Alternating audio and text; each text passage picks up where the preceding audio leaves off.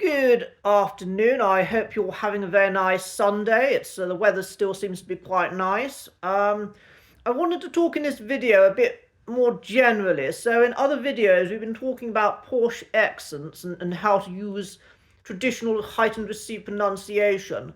But there are other aspects to being posh as well as how you sound.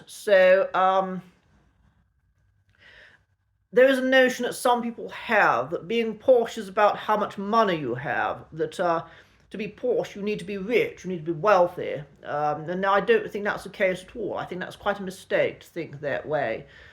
As an example of that, I'd like to talk about a gentleman I knew who I would say was one of the poshest people that I've ever known.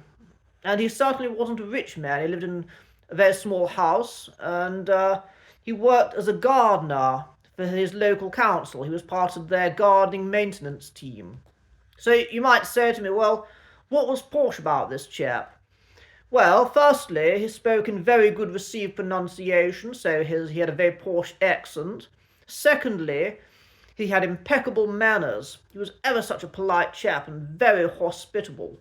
And thirdly, he always carried himself about with the utmost dignity. He had an almost military bearing to his person.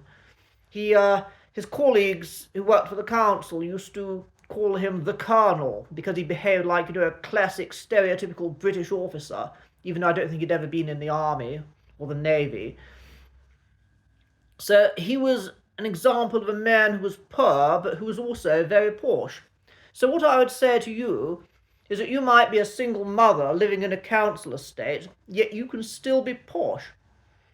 If you speak well, you don't necessarily have to use classic traditional received pronunciation, but if you speak correctly and nicely, and also if you have impeccable manners, if you do your utmost to always be polite to everyone, and if you carry yourself about with dignity, not running around after every whim of fashion, if you avoid getting angry with people and taking out your rage on others, and also if you don't act the victim, if you're not always seeking to try and get pity from other people, but you carry yourself about with dignity, then I think that you can be a posh person, regardless of your social or economic circumstances.